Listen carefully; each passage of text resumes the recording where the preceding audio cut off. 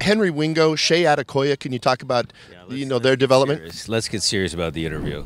Shea Adekoya and Henry are really good. They got some good starting points. They're both physically gifted in the fact that they have a ton of speed.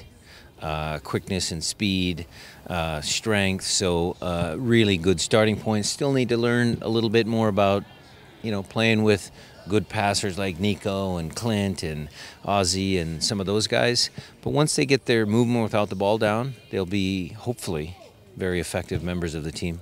Watching you interact with the young guys, it seems like the younger guys are open to the communication you're giving. What is some of the things you're going to point to them for that next step? Well, we just had a little 8v8 game here just to kind of get the, Super Bowl legs out of them. And Henry and Deuce were, on the same team.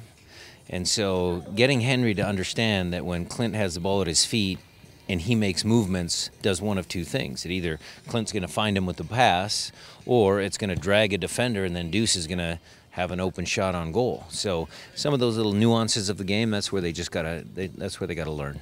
Tomorrow morning, a meeting with San Jose Earthquakes. Talk about what you're looking for there and maybe the setup for that scrimmage. Well, again, what we're looking for is just a good run out, no injuries. I mean, we were, Harry got a little ding on his ankle. We want to try and avoid any of that stuff. Get some guys out, 45 minimum, 60 maximum. So we'll have to go through the squad rotation in detail tonight. But, just pushing everybody one step further in preseason. Let's talk about yesterday's Super Bowl. Obviously a classic, and your thoughts on it. Your thoughts on both coaching staffs as they watched the ebb and flow of that match. Well, maybe it was the halftime show that went on too long, and maybe Atlanta came out, cold, or they didn't have the momentum anymore. But we actually left at 28-3, got back to the hotel, and all of a sudden it was game on. So it was a very, very interesting game, exciting game there at the end, and kudos to New England, and Brady's pretty good. Your coaching style, how do you stem some momentum when it's coming your way the wrong way? Well, in soccer, it's a little different. I mean, we don't get a chance to, get them all on the sideline and get them together.